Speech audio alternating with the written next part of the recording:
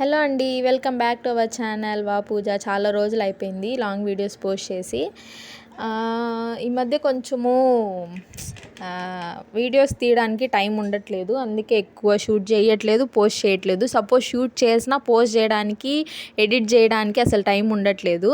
ఎడిటింగే కదా ఎక్కువ పని, ఇంకా అది ఎడిటింగ్కే అసలు ఉండట్లేదు. అది నా ఫోన్లో స్టోరేజ్ ఎక్కువైపోతుంది, డిలీట్ అయిపోతుంది దానికి అంతటవే. ఇంక ఇది వచ్చేసి లాస్ట్ సోమవారం తీసిన వీడియో అనమాట. ఎడిట్ చేద్దాము, మా ఆయన వెళ్ళిపోయిన తర్వాత మధ్యాహ్నంగా స్టార్ట్ చేశాను. మా ఆయన్ని డ్యూటీకి పంపించేసిన తర్వాత స్టార్ట్ చేద్దాం అనుకున్నాను, కానీ వర్క్లో పడిపోయి మర్చిపోయినాను. ఇంక ఇది కొంచెం మధ్యాహ్నం అంటే ఒక 11:30 అలా స్టార్ట్ చేశాను అనమాట. ఎండ చూసారు ఎలా ఉందో. ఇంకా బట్టలన్నీ తీసి మడిచిపెట్టేశాను. అబ్బోడు వచ్చేసి నిద్రపోతా ఉన్నాడు.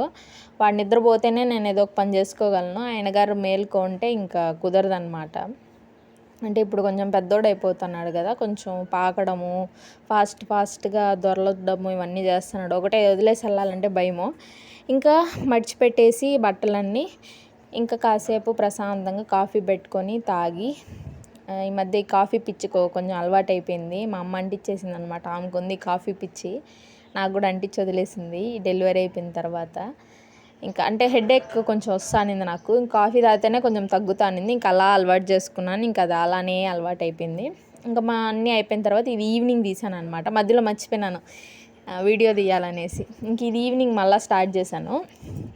ఆ రోజు వచ్చేసి టిఫిన్ చేశాను అనమాట. నైట్కి సాంబార్ చేసి పెట్టేస్తే ఇడ్లీ వచ్చేసి మెల్లగా నైట్ మా ఆయన వచ్చే టైంకి అలా పెట్టుకోవచ్చు కదా అని చెప్పేసి వేడిగా సాంబార్ చేసేసాను. అబ్బోడు అప్పుడు నిద్రపోతానే ఉన్నాడు. ఈవినింగ్ కూడా ఆ రోజు కొంచెం బాగా నిద్రపోయినాడు అనమాట. ఇంకా అందుకని వాళ్ళు వేసే లోపల అన్నీ చేసి పెట్టేస్తే మళ్ళీ ప్రశాంతంగా నైట్ ఇడ్లీ పెట్టుకోవచ్చు కదా అనేసి చేశాను అనమాట. ఇది టిఫిన్ సాంబార్ సపరేట్. ఇది రైస్లోకి పెద్దగా బాగోదు, దోశ ఇడ్లీ వీటికి బాగుంటుంది అనమాట. నేను పెసరపప్పు కందిపప్పు 2 వేస్ట్ చేస్తాను. ఎక్కువ మసాలాలు అంటే దీంతో కూడా మామూలుగా అల్లం వెల్లుల్లి పేస్ట్ వేస్తారు కొంతమంది. నాకు అసలు సాంబార్లో అల్లం వెల్లుల్లి పేస్ట్ వేస్తే నాకు అస్సలు నచ్చదండి. తెల్లగడ్డ వేస్తాను, మళ్ళీ అల్లము వేస్తే నాకైతే నచ్చదు ఆ ఫ్లేవర్, అందుకే నేను వెయ్యను. ఈ పెసరపప్పు కందిపప్పు వచ్చేసి కొంచెం ఇంగువ వేస్తాను. సాంబార్కి మాత్రము ఆ కందిపప్పు అది ఉడకబెట్టేటప్పుడు దాంట్లో ఇంగువ వేస్తేనే టేస్ట్. మామూలుగా బయట హోటల్స్లో కూడా అలా వేస్తారు అంట, నాకు తెలిసిన వాళ్ళు చెప్పారు. ఇంక అప్పటి నుంచి అలా వేస్తున్నాను. ఇంగువ వేసేసి కొంచెం పసుపు వేసి ఉడకబెట్టుకోవాలి. ఉప్పు వేయకూడదు, ఉప్పు అయితే వేయను నేను.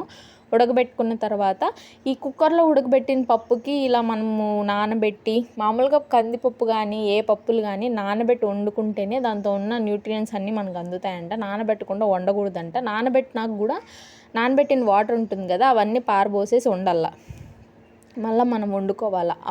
అప్పుడు గ్యాస్ ప్రాబ్లమ్స్ మనకేం రావు. కాబట్టి వాటర్ అంతా వంపేసి మళ్ళీ నీళ్లు పోసి మనం ఉడకబెట్టుకొని అలా చేసుకోవాలన్నమాట. ఇంక ఇడ్లీ ఒక ప్లేట్ ఏమో పెట్టాను, ఒక ప్లేట్. ఇది వచ్చేసి మరుసటి రోజు, దాని ముందు రోజు కూడా ఇడ్లీయే చేశాను, ఇడ్లీ సాంబారు. మా అబ్బోడు కూడా ఇడ్లీ తింటాడనమాట. ఇది మరుసటి రోజు కూడా ఇంక ఇడ్లీ సాంబార్ ఎలాగో ఉంది కదా కొంచెం అనేసి ఇడ్లీ సాంబార్ చేశాను అనమాట మార్నింగ్ టిఫిన్కి. ఇంక మా ఆయనకి టిఫిన్ క్యారీలు అన్నీ చేసి పంపించేసిన తర్వాత ఇంకా అన్నీ సర్దుకుంటున్నాను.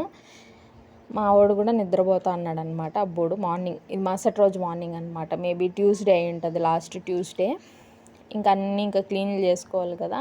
ఇంకా మాది వచ్చేసి ఇల్లు మొత్తం ఒక రూమ్ లాగా ఉంటుంది కదా, ఇంకా అందుకే మొత్తం గలీజ్గా ఉంటుంది. అట్టెట్టే వదిలేసినానంటే మనకు వరకు కొంచెం ఓసిడి రోగం ఉంది. కొంచెం మరగ కనిపించినా కూడా మళ్ళీ దాన్ని పోయి తుడవల్ల.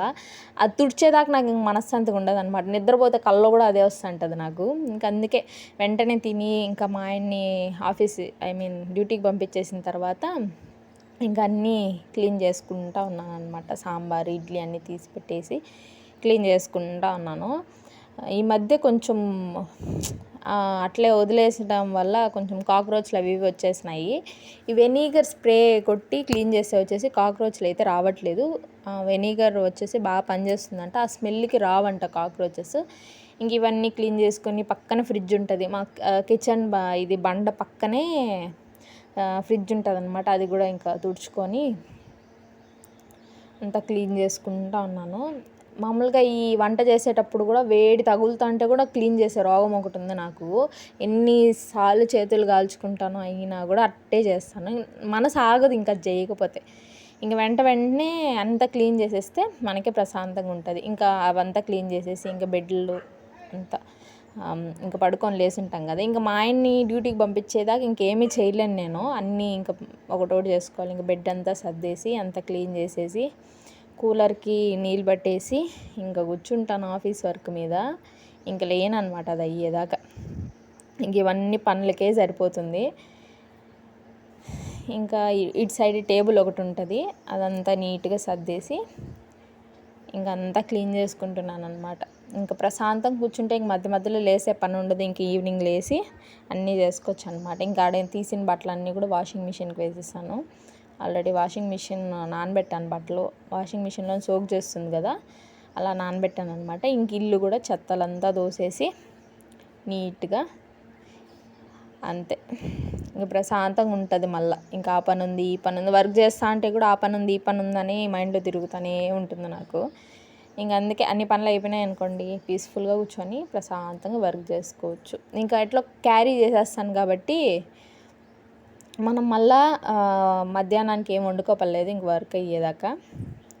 అంతే అనమాట. ఇల్లంతా ఇలా నీట్గా ఉంటే ప్రశాంతంగా ఉంటుంది నాకు. దీంతో ఇంకా దేవుడు అంతా సర్దాను. ఇది వీడియో తీయడం మర్చిపోయినా. ఒకటి అంటే తీద్దాం అనుకుంటాను కానీ మర్చిపోతాను. అలవాటు, మనం రోజు ఒకే పని చేస్తే అలవాటు ఉంటుంది. మనం ఒకసారి చేస్తాము ఒకసారి చెయ్యమో మర్చిపోతాను. ఇంకా 4 సామాన్లు ఉన్నాయి, అవి తర్వాత తోముకుంటాను. నచ్చితే సబ్స్క్రైబ్. Bye bye.